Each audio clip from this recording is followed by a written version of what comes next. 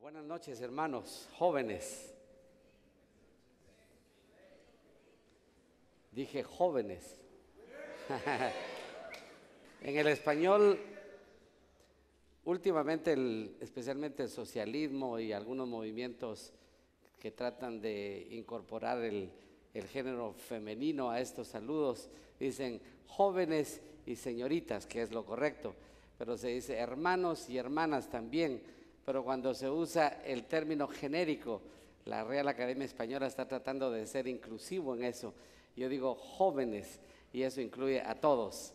Jóvenes y señoritas, es un placer estar acá. Cuando me hablaron para este congreso, yo tenía la idea de que iba a ser como es esta noche, pero de alguna manera en la comunicación me dijeron que iban a haber mucho pastor y que la cosa podría ser un poco más seria, así que yo vine vestido por aquello de que tuviéramos que guardar ciertas tradiciones y yo encuentro que esto está bastante inapropiado, ¿verdad? Así que si ustedes me permiten, yo voy a hacer lo que cualquiera haría para ponerse en contexto.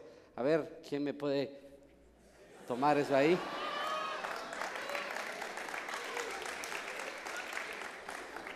Esto se vale, ¿verdad? La corbata sí se ve bien, ¿verdad? Muy bien. Y también esto, ¿verdad? Pastor, tú lo hiciste también, ¿verdad? Porque hay que estar en contexto acá. Entonces, no solo es más cómodo, sino creo que es más apropiado cuando estamos con un público como ustedes. Obviamente hay una barrera de edad entre ustedes y yo.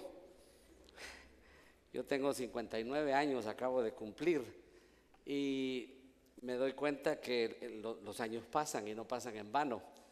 Y cuando uno tiene el privilegio y el placer de poder compartir con un grupo como ustedes, una de las cosas que uno tiene que tener claro es que han habido tantos cambios del tiempo cuando yo era joven y tenía la edad de ustedes al tiempo en que estoy ahora. Lo interesante es que la ventaja que uno tiene cuando es adulto es que uno ha visto esos cambios y ha entendido lo interesante que es la vida y lo desafiante.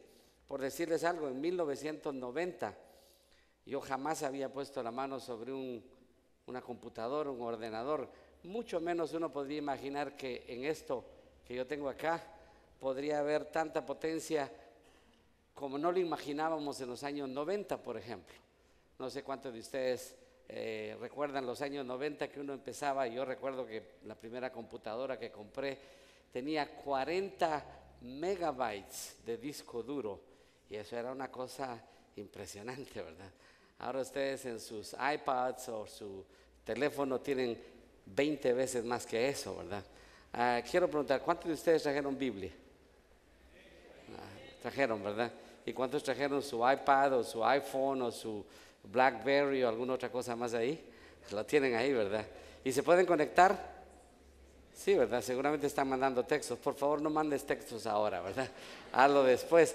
Pero si quieres buscar en la Biblia, ya hay versiones de la Biblia que uno puede bajar.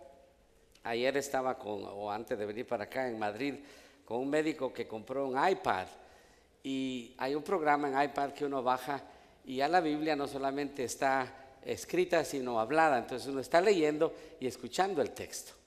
O sea, las cosas que el día de hoy estamos viviendo son muy diferentes a las que vivíamos cuando nosotros éramos jóvenes, pero la realidad que yo quiero decirles es que básicamente los principios, las situaciones y las cosas que pasan son las mismas.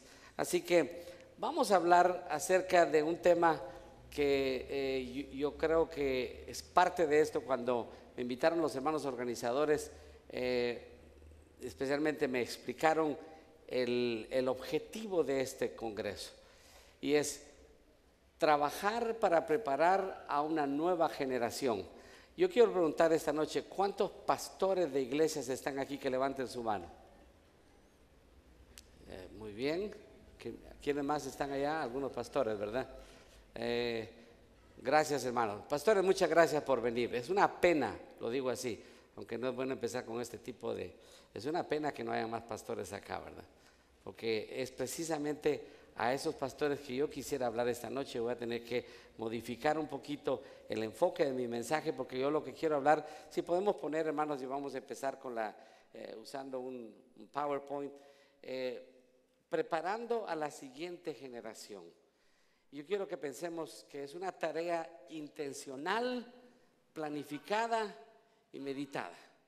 No es una acción que surja espontáneamente. Y ese es uno de los problemas que nosotros tenemos, no solo en iglesia, hermanos. El día de mañana yo voy a enfocar un poquito, voy a continuar en esta temática, pero una de las cosas que me han impactado, especialmente el día lunes, y ahora que llegué acá en el periódico de esta mañana, revisando las noticias de Perú, publicaron el final del Congreso Comunista Cubano, el Partido Comunista Cubano. Hermano, es penoso ver a un viejo decrépito dictador que ya debería haber dejado Cuba, levantando la mano de su hermano de 70 y tantos años, tratando de levantar un congreso que 14 años no tenían de celebrarlo, y la declaración de Raúl Castro es que no hay una nueva generación y que tendrán que ser los históricos hasta que se mueran, que dejarán el cargo y otros entrarán. Eso anuncia un fracaso completo. Será un milagro que habría que registrar en la historia si realmente el comunismo cubano se puede reestructurar. Y yo sé que al hablar de esta manera suena fuerte, pero es una realidad. No prepararon la siguiente generación, y hoy día de los 15 que están en el Congreso que quedaron, el más joven es un economista que lo han preparado, no sé dónde lo prepararían, porque si lo prepararon en Cuba no va a poder formular un modelo económico diferente, pero el más joven de ellos tiene 50 años. La media de vida de los líderes del Partido Comunista Cubano es de 67 años. Ahora, imagínense usted lo que ocurre cuando hay esa mentalidad. Yo quiero decirle a los pastores que me escuchan esta noche, pastores, algunas cosas que yo voy a decir pueden sonar fuertes, pero yo no vine aquí ni a entretener gente, ni a decir lo que yo quisiera, sino lo que creo que la palabra del Señor nos dice a nosotros. Y de alguna manera, algo que el Señor ha puesto en mi corazón en los últimos, posiblemente en los últimos 15, 20 años, ha sido el pensar en la nueva generación. Pero especialmente ahora, mi esposa y yo estamos viviendo en España, trabajando con el Instituto Iberoamericano de Estudios Transculturales. Es una institución que capacita misioneros que están trabajando en el campo. Y viviendo en España, el hermano José vivió en Barcelona bastantes años, más de lo que yo he vivido ahora en Málaga. Pero una de las cosas que seguramente él vio y que yo estoy viendo es, para mí, la clave de la transformación y el avivamiento en una nación como España no estriba en la vieja generación. Hace 15 días yo estaba hablando en un encuentro de jóvenes en Málaga que se llama Málaga Ruge, Reunión Unida de Jóvenes Evangélicos. Había unos 350 jóvenes, un poquito más de lo que está acá o similar. Y les decía un dicho que los rusos tienen. Los rusos tienen un dicho muy interesante, dice: al jorobado lo cura la tumba. O sea, hay gente que usted no la va a cambiar, punto. Y la tumba es lo único que lo va a cambiar. Y eso es una realidad de la cual la iglesia no se escapa. Hay generación a la cual no vamos a cambiar, hay una sociedad que no podemos cambiar. Y la clave que yo encuentro en el caso de España y la clave que yo encuentro en el caso de América Latina es que vamos a salir estamos saliendo, porque hay un repunte de la economía latinoamericana, mientras el continente viejo y el norte o los países occidentales que se conocen están en una tremenda crisis, y por primera vez los Estados Unidos ha sido declarado un país que puede tener serios problemas con su economía o con el endeudamiento que tiene. América Latina se dice que está en un repunte económico. Es una cosa muy interesante. Brasil ha entrado a los países del club de los 20. La economía brasileña es una economía que está floreciendo y hay una gran esperanza. No sé si hay jóvenes brasileños aquí. ¿Vino una delegación de Brasil?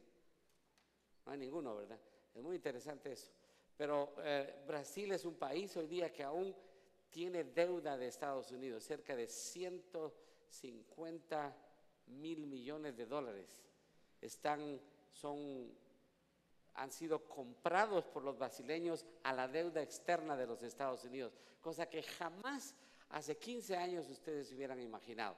Y tal vez esta temática, muchachos, que estoy hablando pueda ser foránea para algunos de ustedes, pero si no están enterados de eso, es una pena porque deberían estar enterados. La juventud latinoamericana tiene la tarea en el próximo, en esta década y en este siglo en que estamos, de cambiar la mentalidad, de pensar en una manera diferente.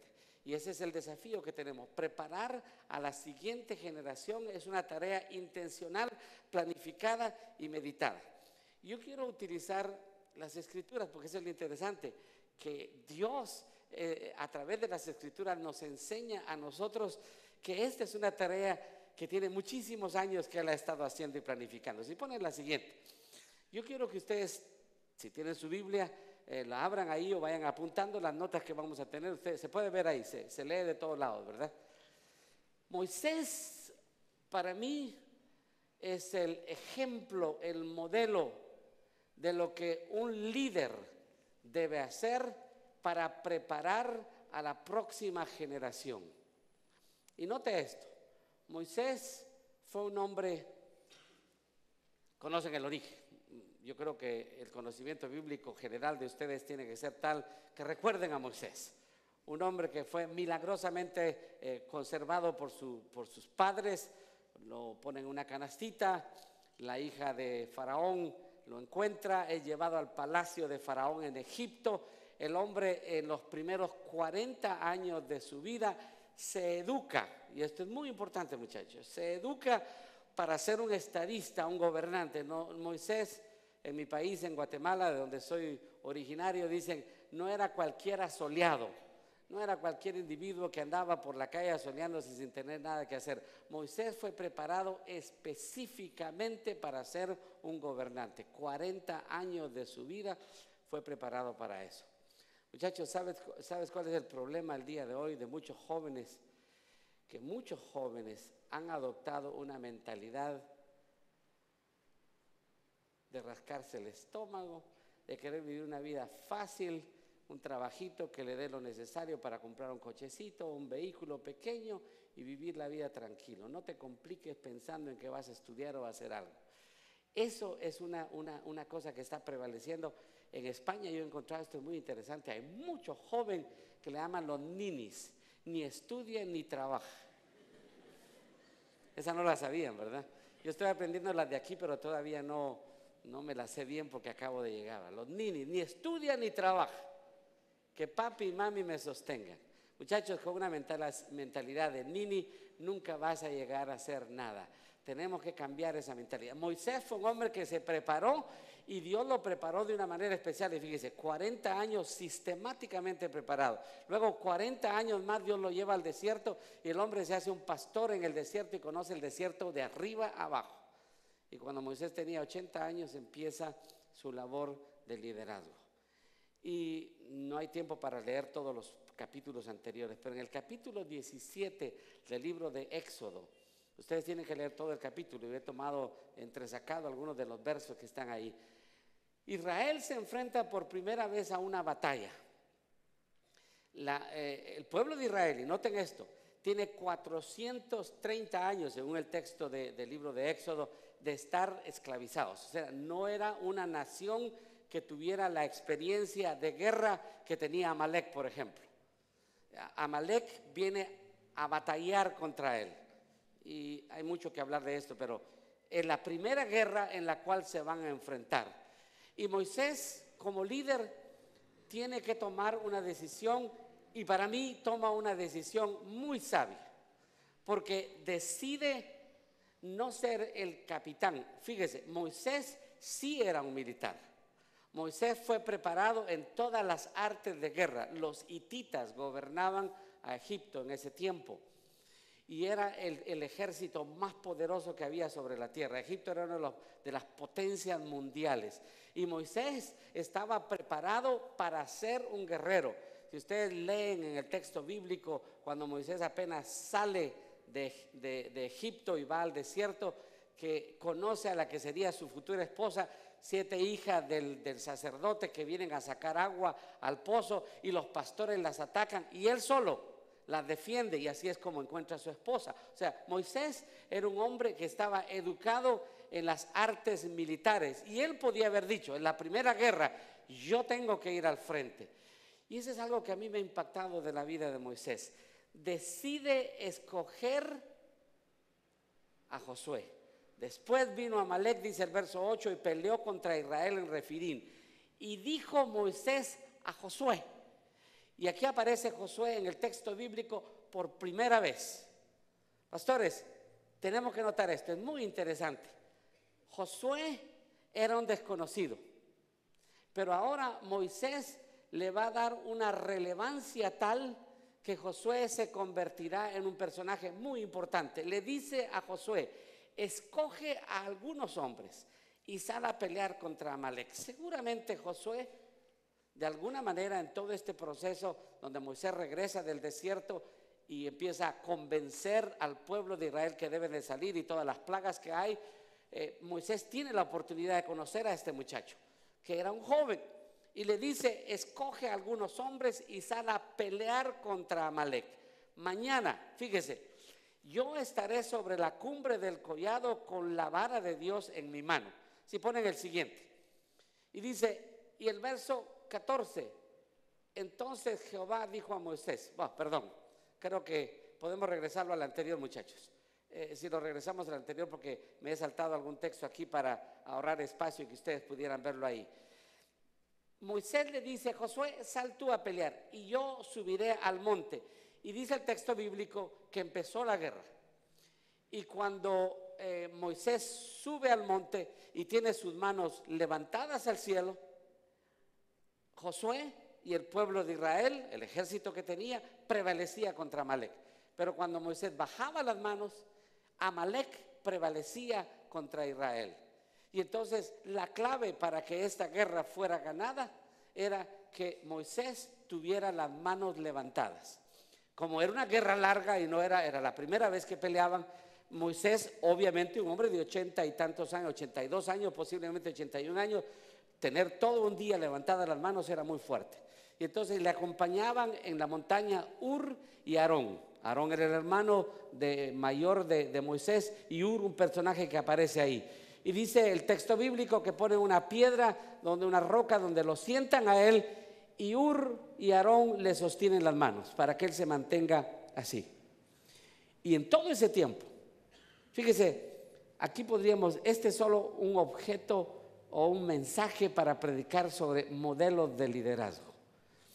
Aquí en este modelo que yo encuentro está el hombre que tiene el liderazgo espiritual, que es el mejor guerrero, pero no por ser el mejor guerrero, él necesita estar en el campo de batalla, sino le da la oportunidad a un joven que tiene el potencial de llegar a ser alguien y lo pone a pelear. Pero esta batalla no se puede ganar solo porque el joven tenga la capacidad de pelear, sino se necesita a un líder espiritual que muestre el liderazgo.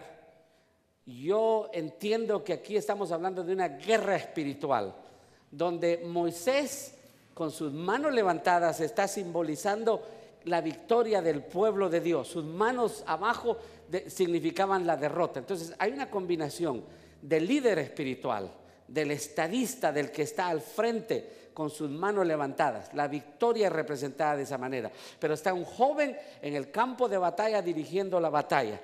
Y miren, lo que pasa es que la victoria es ganada. Y entonces ahora sí ponemos en el capítulo 17, verso 14 al 15. Sí ponen el siguiente, muchas gracias. Entonces Jehová dijo a Moisés, cuando han ganado la batalla, miren lo que pasa. Jehová le dice a Moisés, escribe esto para que sea recordado en un libro. Y yo he puesto en negrías, ahí no aparece, pero aquí en el texto mío sí aparece, dice, di a Josué que borraré del todo la memoria de Amalek de debajo del cielo. Luego Moisés edificó un altar al que puso por nombre Jehová Nisi. Algo interesante, y yo no creo que estoy estirando aquí ni abusando del texto bíblico, pero a mí me llama la atención que por primera vez en el lenguaje de Dios, porque Dios había hablado con Aarón y con Moisés. Moisés le dijo, tú vas a ser para tu hermano como Dios. Yo te daré a ti la palabra y tu hermano Aarón será el que hable por ti, será tu profeta. Pero aquí aparece un tercer personaje en boca de Dios. Por primera vez, Dios se preocupa de decirle al joven que había peleado: di a Josué. Y hermano, cualquiera pasaría por alto este detalle, pero a mí me parece un detalle muy importante. Josué necesitaba desde este momento en adelante saber que Dios borraría la memoria de Amalek de debajo del cielo, porque en el futuro él estaría enfrentando. Ahora nosotros tenemos la ventaja de conocer el texto bíblico, pero mire usted la mentalidad de Moisés.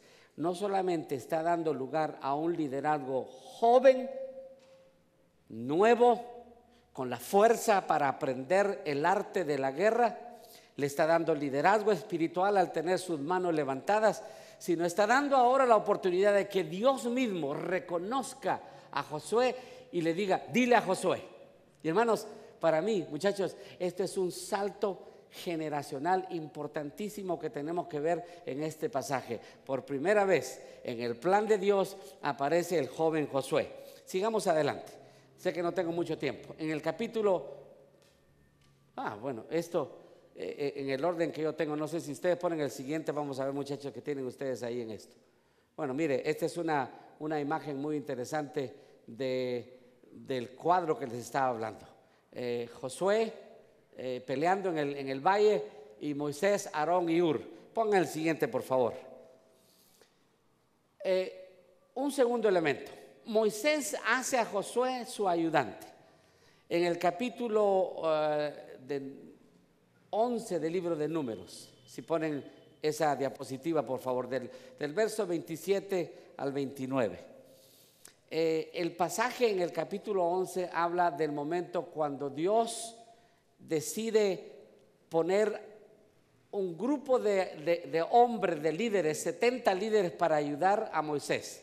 Hay mucha historia que tendríamos que relatar aquí, pero trato de resumir el contexto. Moisés está desesperado, dice: Señor, yo no paría a ese pueblo, ya no lo soporto, Señor, quítame la vida. Y le dice: no te preocupes, voy a poner a 70 contigo, y voy a poner del espíritu que hay en ti, lo voy a poner en estos 70 para que te acompañen en el trabajo que vas a hacer.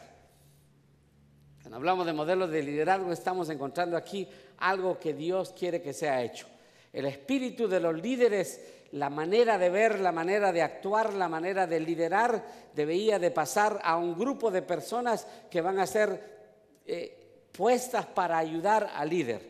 ¿Qué pasa? En el momento en que esto está ocurriendo, el Espíritu de Dios viene sobre la gente, y Dios toma del espíritu de Moisés y lo pone sobre los 70. Pero había en el evento que está ocurriendo un par de personas. El verso 7: corrió un joven, y no te dice un joven, y dio aviso a Moisés y dijo: Eldad, Medad profetizan en el campamento. Porque la gente que estaba presente en el acto de transmisión de poder sobre estos 70 estaban presentes, pero eran 68 los que estaban. 2 se habían quedado en el campamento, y entonces dicen: Eldad y Medad profetizan en el campamento. Entonces respondió Josué, hijo de Nun, y mire cómo le llaman, y yo he escogido esto: ayudante de Moisés, uno de sus jóvenes. Note el lenguaje. El verso 27: un joven corre y da aviso a Moisés. Ahora es otro joven, uno de los jóvenes de Moisés, que dice: Señor mío, Moisés, impídelos. Y Moisés le responde: ¿tienes tú celo por mí? Ojalá todo el pueblo de Jehová fuese profeta, y que Jehová pusiera su espíritu sobre ellos. De nuevo, si tuviera una audiencia de pastores, yo trabajaría bastante con este último verso, porque realmente lo que Moisés está diciendo aquí es: Josué, no te preocupes, porque yo quisiera que hubieran muchos como yo, que tuvieran el espíritu profético como yo lo tengo. Yo quisiera que hubieran líderes como yo, que pudieran estar delante del Señor. No tengas celo por mi liderazgo, sino acepta el hecho de que otros podrán ser como yo. Hermano, tal actitud de humildad es algo que necesitamos el día de hoy en el ministerio. Un hombre que entiende el lugar que Dios le ha dado. Ahora, aquí encontramos a los jóvenes en acción.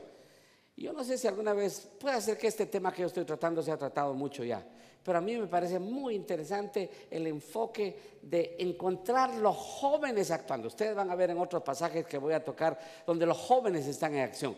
Un joven llega y da aviso a Moisés. Hay dos que están profetizando. El joven Josué, que es llamado ayudante de Moisés, uno de sus jóvenes le dice: Señor mío Moisés, impídelos. Y la respuesta de Moisés es: ojalá hubieran muchos otros como yo que profeticen.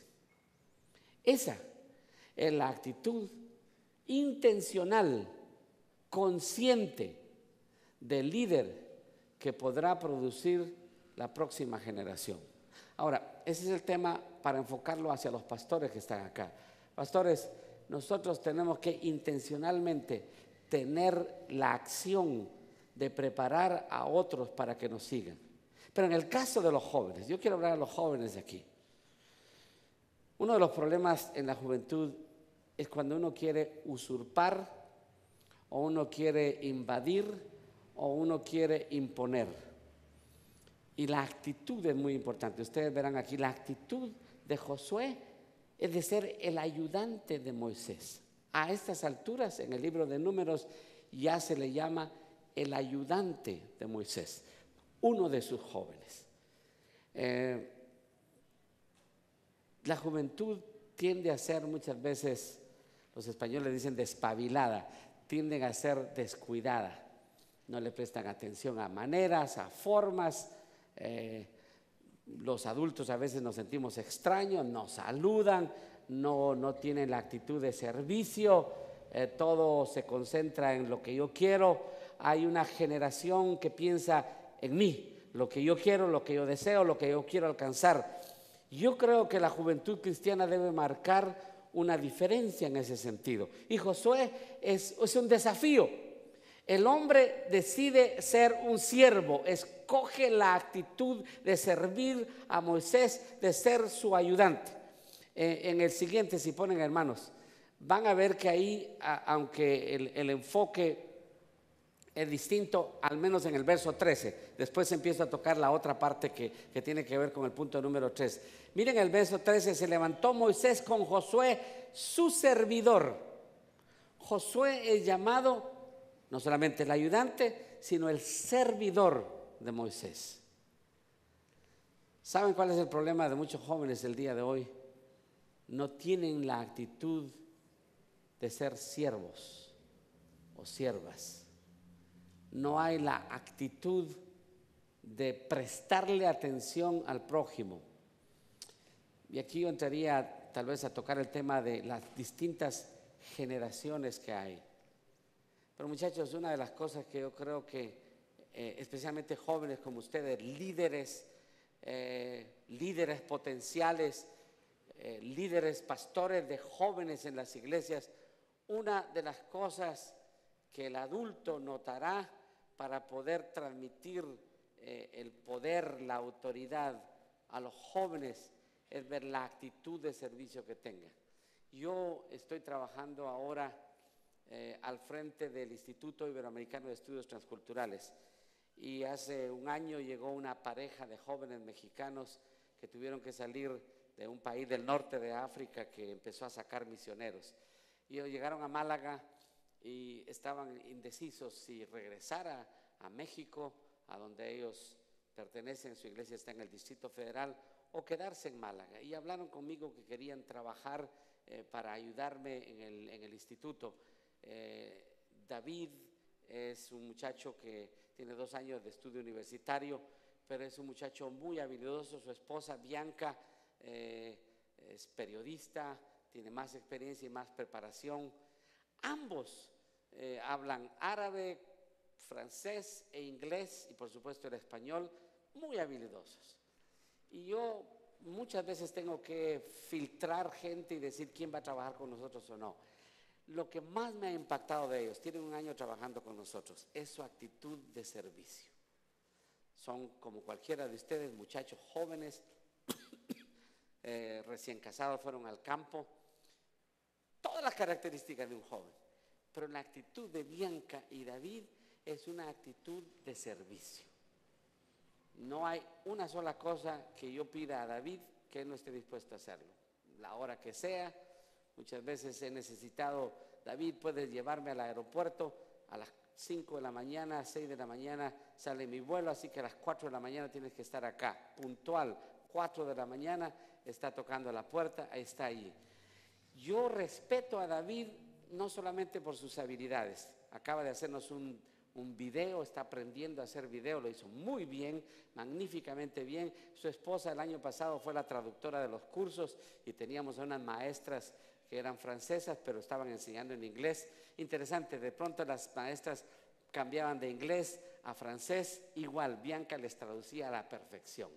Impresionante las capacidades que tienen, pero lo que yo respeto más de ellos es su actitud de servicio. La actitud, y es asunto de actitud.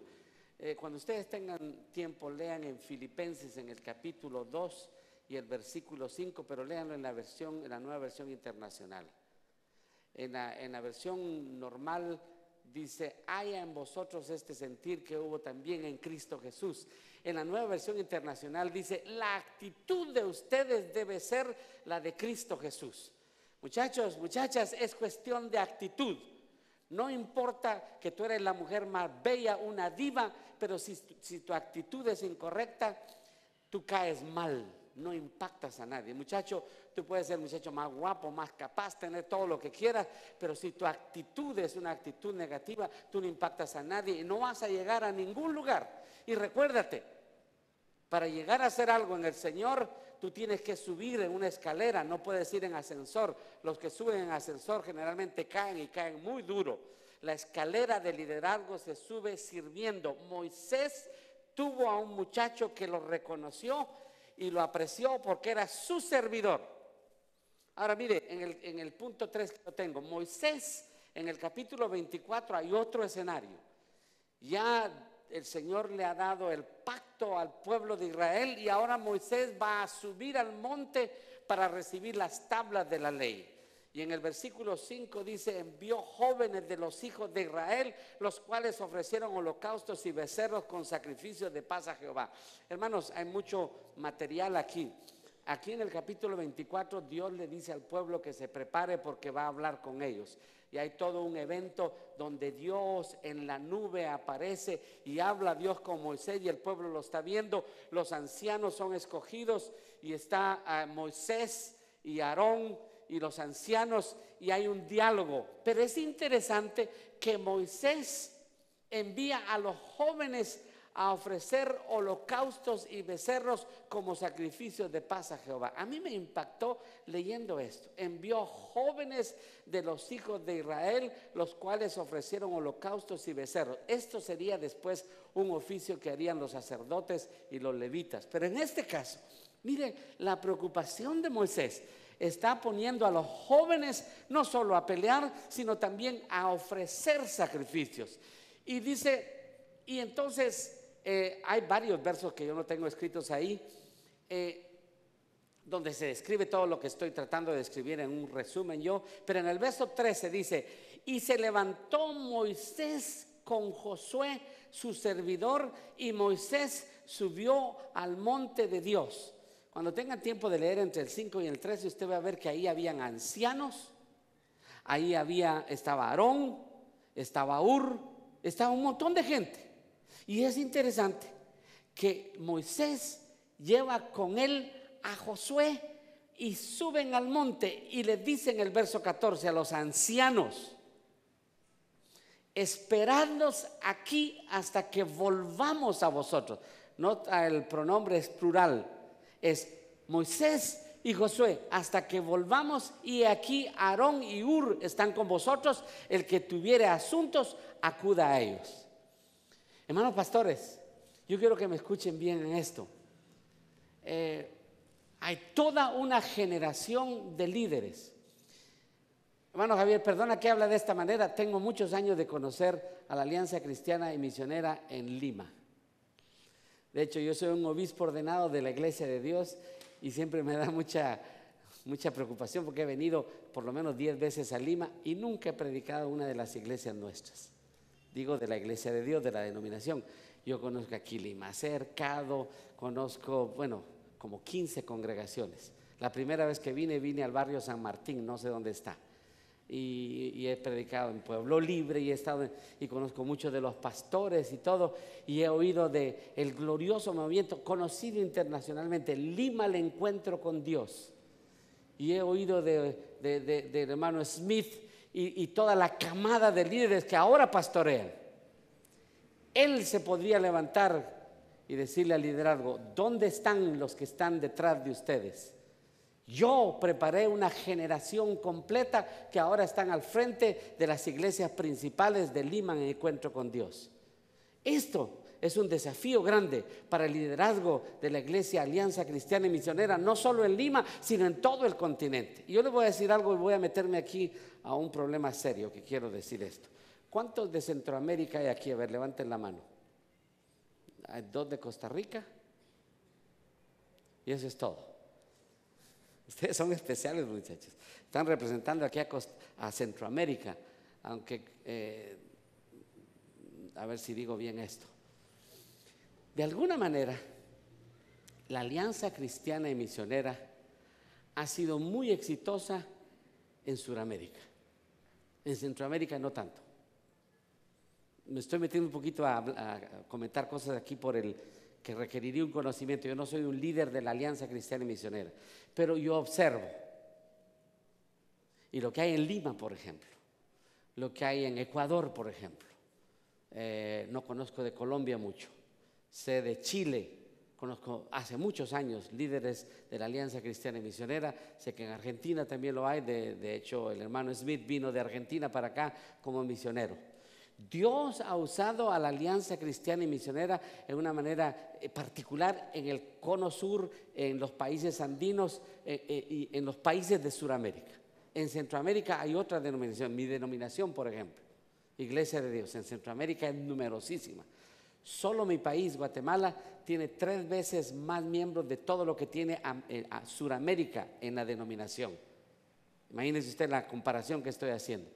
¿Qué quiero decir con esto? De alguna manera en su economía Dios decide bendecir a denominaciones diferentes. Hay lugares donde yo he oído donde no hay presbiterianos. Hay otros lugares donde los presbiterianos son fortísimos, como en Brasil, por ejemplo.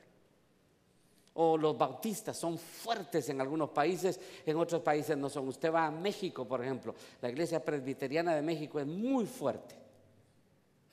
No sé si están siguiéndome un poquito en esto de macroeconomía denominacional. Este es término de domingo, ¿verdad? Muchachos, yo entiendo que Dios ha derramado su gracia sobre el movimiento que se llama Alianza Cristiana y Misionera en el sur. Y es un continente difícil, un subcontinente difícil de alcanzar. Y Dios ha usado a la Alianza Cristiana y Misionera, especialmente en Lima, en encuentro con Dios, para hacer como un fulminante a un crecimiento que se ha dado a nivel del subcontinente suramericano. Yo quiero decirles esto: hay que preparar a la siguiente generación para que no pase como el partido glorioso comunista de Cuba, que 2 viejos que dentro de poco estarán en la tumba y darán cuentas a Dios por todas las barbaridades que han hecho, están levantándose la mano uno al otro para liderar a un glorioso partido. Hace 40 o 50 años eran jóvenes y eran revolucionarios, y yo era un muchacho adolescente y yo quería ser como el Che Guevara. De hecho me compré una gorra porque eran líderes, eran héroes. Tenía una gorrita de esas así que usaba el Che Guevara, y Fidel Castro era un héroe. Cuando yo estudiaba en la universidad en los años 60, 70, algunos de ustedes ni habían nacido, había siempre en uno ese espíritu de imitar a esos grandes hombres. El día de hoy ellos han demostrado que no tuvieron la capacidad de cumplir lo que decían, de hacer lo que tenían que hacer y de pasar el mando a otros. Por eso fracasó la Unión Soviética, murió Lenin y no había otro. Y entonces entró un dictador que mató más de 23 millones de personas y no preparó a su seguidor porque no podía soportar la idea de que alguien ocupara el lugar de él. Y vino gobernantes a Rusia como Nikita Khrushchev o los otros gobernantes que habían. Ustedes tal vez no conocen esa historia porque algunos de ustedes son muy jóvenes, pero fracasó el comunismo en Rusia porque no prepararon una siguiente generación. La iglesia no está exenta de esos fenómenos sociológicos donde el liderazgo se perpetúa de tal manera que no produce. El temor, ¿sabe cuál es? Que me serruche en el piso y yo voy a dejar de ser el que soy. Yo quiero decirle una cosa, hermano. En el Señor, en la iglesia, nadie me puede serruchar a mí el piso, porque si Dios me ha llamado a mí, no hay ninguno que me va a mover. Pero si Él quiere moverme, me mueve. Y esto es fuerte lo que estoy diciendo. Muchachos, Moisés nos da un ejemplo a nosotros de cómo se pasa el mando. Sube con Josué, y ¿sabe cuál es lo bonito de eso? Si pone la siguiente, en el verso 16 dice: la gloria de Jehová reposó sobre el monte Sinaí, y la nube lo cubrió por 6 días, y al 7º día llamó Moisés de en medio de la nube, y la apariencia de la gloria de Jehová era como un fuego abrasador en la cumbre del monte a los ojos de los hijos de Israel. Y entró Moisés en medio de la nube y subió al monte, y estuvo Moisés en el monte 40 días y 40 noches. Y si leen el siguiente, porque tenemos que correr en esto, la siguiente es Éxodo. Sí, el verso 15 lo tienen ahí. Volvió Moisés y descendió del monte, y trayendo en sus manos las 2 tablas del testimonio, las tablas escritas por ambos lados, de uno y otro lado estaban escritas. El verso 16: y las tablas eran obra de Dios, y la escritura era escritura de Dios grabada sobre las tablas. Pero el verso 17, véanlo, es muy importante. Cuando oyó Josué el clamor del pueblo que gritaba, dijo a Moisés: alarido de pelea hay en el campamento. De nuevo, mucho trasfondo en esta historia. Aquí ya nos movimos al momento cuando Moisés sube al monte y Dios le da las tablas, pero el pueblo dice: Moisés ya no regresa. Aarón, haznos algo, haznos dioses que nos lleven de vuelta a Egipto. Y ustedes conocen la historia del becerro y todo lo que pasó ahí. Y cuando eso está pasando, Moisés desciende del monte, y ahí tienen el texto. Lo interesante de esto, todo lo que yo quiero resaltar, es que Josué estuvo acompañando a Moisés en este tiempo de revelación. Y a ver si puedo explicar esto en forma sencilla. El líder que es intencional en preparar a la siguiente generación, no solo le va a permitir pelear y hacerle el trabajo duro, no solo lo va a tener como sirviente, sino va a estar dispuesto a llevarlo con él y subir al monte y enseñarle a estar en la presencia de Dios. Muchachos, y si nosotros vamos a llegar a ser líderes, tenemos que aprender a estar en la presencia de Dios, y tenemos que aprender a conocer a Dios de cerca como los líderes le han conocido. El texto bíblico, especialmente en el libro de Éxodo, Número, Deuteronomio, está lleno, y el libro de Josué aún, de la importancia de la historia. Muchachos, conozcan la historia de su denominación, conozcan la historia de A.G. Simpson, el hombre que fundó esta denominación, que tenía un espíritu misionero impresionante, el hombre que realmente le impregnó a este movimiento lo que el nombre dice: Alianza Cristiana y Misionera. Un amante de las misiones, un hombre que predicaba mensajes que se pueden predicar el día de hoy, que nos desafiarían. Conozcan esa historia, conozcan el desarrollo de la iglesia en América Latina, conozcan Lima, el encuentro con Dios, y cómo este movimiento ha corrido a través del continente. Eso es importante conocerlo, es importante saberlo, es importante conocer la historia, pero más que eso, es importante estar dispuesto a meterse con Dios como el liderazgo se mete. No son los jóvenes pusilánimes, miedosos, tibios que no son capaces de pagar el precio para conocer a Dios, los que van a liderar a la iglesia Alianza Cristiana y Misionera en el siglo XXI. Son muchachos que usan iPad, que usan el BlackBerry, que andan texteando, que tienen su lenguaje especial que yo no lo entiendo porque ya no dicen qué, sino usan una Q, y que te quiero y usan otras letras, y uno se queda preguntando ¿qué dicen los muchachos? Eso es cultura, pero esa cultura no es lo que los va a hacer a ustedes líderes. Es estar en la presencia del Señor, es conocerlo como Josué conoció a Jehová con Moisés. Subió al monte, estuvo con él, y si Moisés ayunó 40 días y 40 noches en el monte, Josué también. Porque yo no creo que haya llevado su bolsa con comida o haya llevado algo, sino estuvo con Moisés, pagó el precio. Muchachos, hay que aprender a pagar el precio, y hay que aprender a estar con aquellos que son líderes y estar dispuestos a orar. Si es tiempo de orar, hay que aprender a orar. Si es tiempo de ayunar, hay que aprender a ayunar. Hay que estar dispuesto a subir al monte para poder ser líder. Cuando pensamos en otro aspecto, en el capítulo 14 del libro de Números, muchachos que están al frente de esto, díganme cuando ya tengo que parar. Yo puedo detenerme aquí y terminar, porque yo tengo mucho más.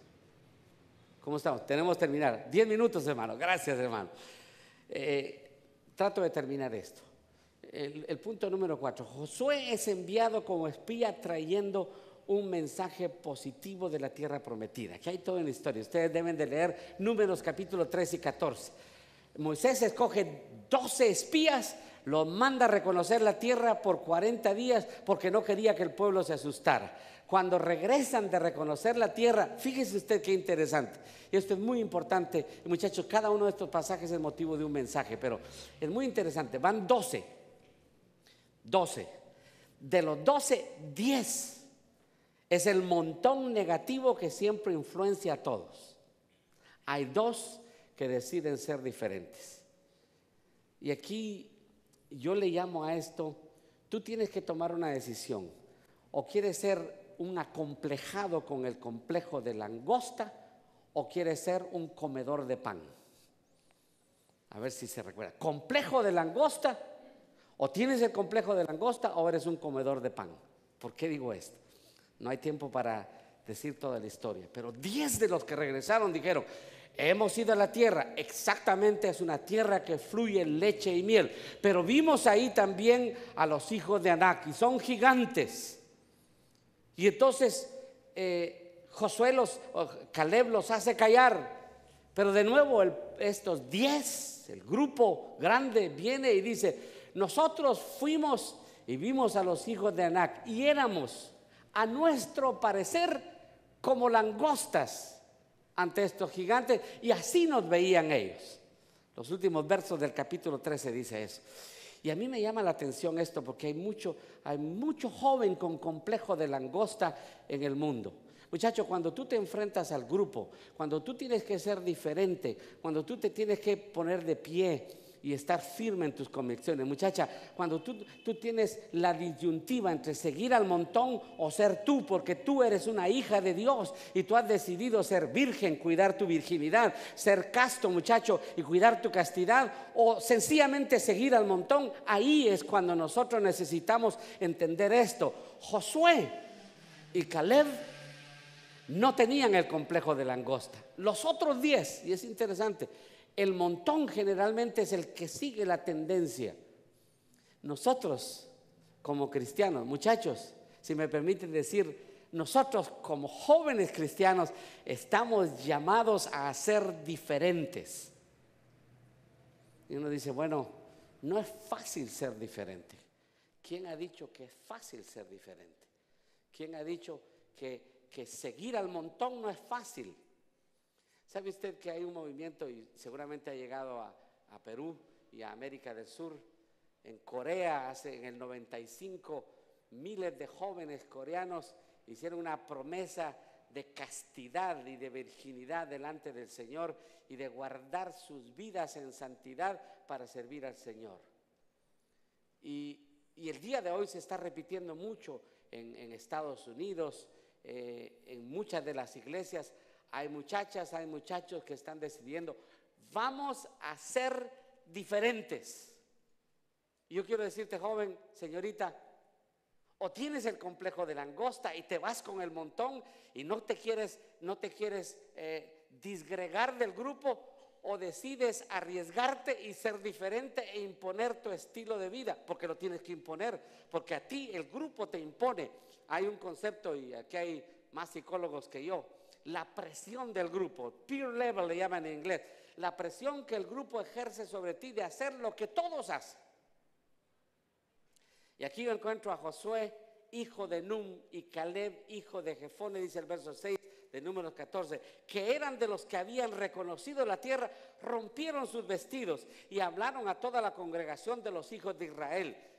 Y ellos dicen, si Dios se agradare de nosotros, nosotros vamos a vencer, porque el temor de Dios ha caído sobre esta gente. Y en el verso 9 dice, por tanto, no seáis rebeldes contra Jehová, ni temáis al pueblo de esta tierra, porque nosotros, dice, los comeremos como a pan. Y por eso digo yo, o eres acomplejado de langosta o un comedor de pan. Los vamos a comer como a pan, su amparo se ha apartado de ellos y con nosotros está Jehová, no los temáis. Muchachos, ¿cuál es la postura que nosotros tenemos? Ustedes dirán, hermano, usted no sabe las presiones que tenemos.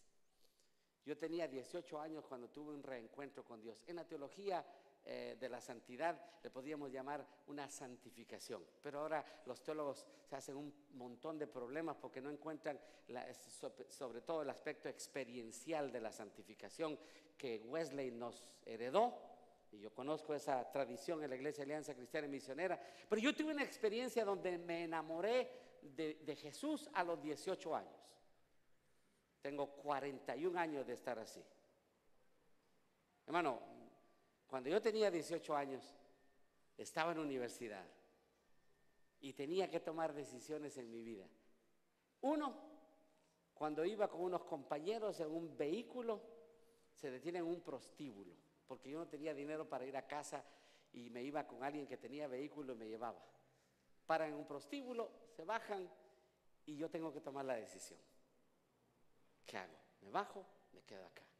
Si me quedo ahí, ya ustedes saben lo que iban a decir de mí. Y los muchachos dicen, Rudy, Rodolfo, ¿te dan miedo las muchachas? No. ¿Te regaña tu mamá? No. ¿Y por qué no te vas? Porque no quiero. No me atreví a decir que era evangélico. Y por ser evangélico, yo no estaba supuesto a entrar a un prostíbulo. Tuve que esperar 1 hora sentado en ese vehículo hasta que salieron mis compañeros medio borrachos y fuimos a casa. El día siguiente era el segundo año en la Facultad de Arquitectura. Yo tenía cerca de 80 compañeros y compañeras. Ese grupo y todos los demás, ya saben ustedes los comentarios que hacían.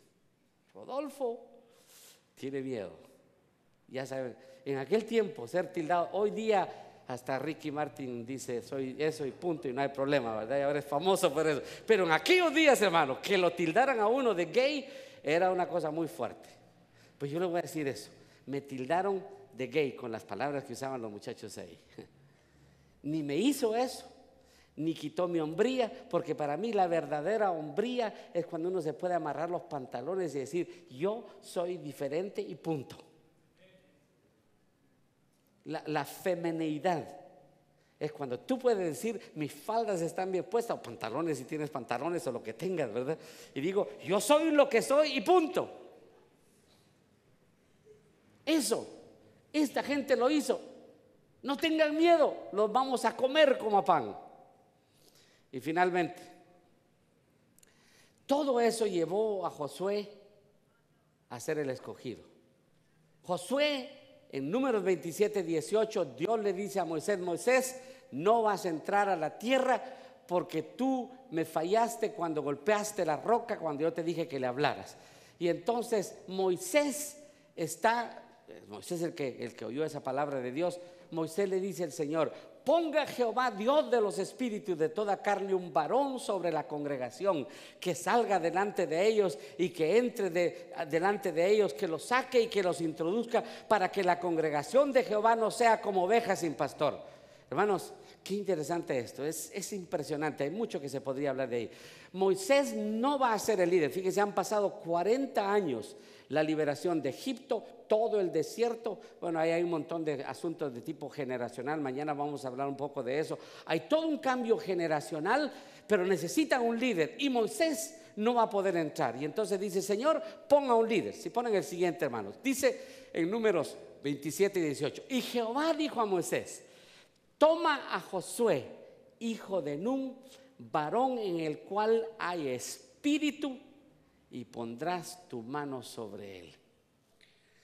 Qué impresionante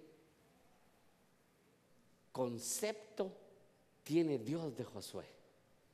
Moisés dice, Señor, podía haberle dicho, Señor, mira, yo preparé a Josué. No, Dios sabía. Señor, ¿a quién vas a poner? Dice, pon a Josué, hijo de Nun, varón en el cual hay espíritu. Y no lo está diciendo cualquiera, lo está diciendo Dios. Y pondrás tu mano sobre él. Y el símbolo de poner mano es muy importante aquí. Y lo pondrás delante del sacerdote Eleazar y delante de toda la congregación, y le darás el cargo en presencia de ellos. Y el verso 20 dice, pondrás de tu dignidad sobre él para que toda la congregación de los hijos de Israel le obedezca. Hermano, esto requeriría otra hora para hablar. Pasar tu dignidad. Pastores, estamos dispuestos a pasar nuestra dignidad a otros. Es fácil hablar esto, pero hacerlo es un riesgo. Moisés lo hizo, preparó por 40 años a Josué, y ahora cuando llega el tiempo de la transición, Josué está listo y Dios dice, ponle tus manos y pásale tu dignidad. Y el verso 21 dice, y él se pondrá delante del sacerdote Eleazar y le consultará por el juicio del Urim delante de Jehová. Si ponen el siguiente, lo tienen ya ahí, ¿verdad? Gracias, muchachos. Y dice, por el dicho de él saldrán y por el dicho de él entrarán, él y todos los hijos de Israel con él y toda la congregación. Y Moisés hizo como Jehová le había mandado, pues tomó a Josué y lo puso delante del sacerdote Eleazar y de toda la congregación. Y el verso 13 dice, y puso sobre él sus manos y le dio el cargo como Jehová había mandado por mano de Moisés. Y si ven ustedes la última parte de Deuteronomio 34, 7, 12. Era Moisés de edad de 120 años cuando murió. Sus ojos nunca se oscurecieron ni perdió su vigor. Y el verso 9. Y Josué, hijo de Nun, fue lleno del espíritu de sabiduría, porque Moisés había puesto sus manos sobre él, y los hijos de Israel le obedecieron e hicieron como Jehová mandó a Moisés. Y el siguiente, el último, y nunca más se levantó. Y esto es muy interesante, hermano. Nunca más se levantó profeta en Israel como Moisés, a quien haya conocido Jehová cara a cara. Nadie como él en todas las señales y prodigios que Jehová le envió a hacer en tierra de Egipto, a Faraón y a todos sus siervos y a toda su tierra, y en el gran poder y en los hechos grandiosos y terribles que Moisés hizo a la vista de todo Israel. Para mí, todo esto sería nada si Moisés hubiera muerto y el pueblo hubiera quedado como ovejas sin pastor. Pero él intencionalmente, cuidadosamente, meticulosamente preparó a Josué para que fuera el líder que introdujera al pueblo. 4 conclusiones. El liderazgo no se pasa casualmente a una nueva generación. Es un proceso diseñado intencionalmente tanto por Dios como por sus siervos. 2. La generación de cambio tiene que estar preparada emocional, intelectual, espiritual y administrativamente para implementar el proceso. O sea, pastores, tenemos que prepararnos para eso, para producir ese cambio. La generación, número 3, la generación entrante que será preparada es escogida por Dios, y el liderazgo por su actitud de servicio y entrega. Se tiene que ganar esa posición. Y por último, Dios está detrás de todo proceso de cambio generacional de liderazgo que asegure la continuación de su obra. Inclinamos nuestro rostro. Pastores, puede hacer que algunas cosas que yo haya dicho sea fuerte, pero es la palabra de Dios a la que estoy refiriéndome. Jóvenes, ustedes son la iglesia del siglo XXI. Y en la mano de ustedes está el futuro de este gran movimiento. Está en ustedes la decisión de dar la talla, el nivel, o seguir el modelo del mundo y sencillamente dejar que la iglesia decaiga. Pero yo creo que ustedes son la generación. Yo quiero cerrar mis ojos y pedir a aquellos que quieran decir: Señor, prepárame para ser parte de esa generación en el siglo XXI, que se ponga de pie y que pueda orar conmigo por un momento. Viene un grupo para alabar al Señor y pueden empezar a pasar, muchachos, ya. Pero yo quiero decir a los jóvenes, el Señor les ha traído a este encuentro, a este congreso, para hablarles. Muchachos, el mundo está frente a nosotros. América Latina, como nunca antes, tiene la oportunidad de impactar al mundo, no solamente con la obra misionera, sino en general. Y dependerá de nosotros el poder decirle: heme aquí, Señor, envíame a mí. Cerramos nuestros ojos. Señor, gracias por tu palabra, por el desafío que esa palabra representa. Gracias por estos jóvenes, por los líderes jóvenes, por los pastores de jóvenes que están aquí, que sueñan con ver a la juventud ser protagonista en el establecimiento del reino tuyo a través de la Alianza Cristiana y Misionera en América Latina, representada por jóvenes y señoritas que estén dispuestos a decir: heme aquí, envíame a mí. Que como Josué puedan decir: voy a servir, voy a sacrificarme, voy a estar siempre en la presencia del Señor, voy a hacer todo lo que se requiera para estar preparado un día y servir al Señor. Padre, bendice a esta juventud, úsala, fortifícala, úngela con el poder de tu Espíritu para ser la generación que pueda llevar el mensaje a esta sociedad del siglo XXI, posmoderna, secularizada, y que ha desvalorizado el lugar de Dios en medio de la sociedad, pero que nosotros, Señor, como iglesia, a través de nuestros jóvenes, seguiremos predicando el evangelio glorioso de Jesucristo. En el nombre de Jesús oramos. Amén.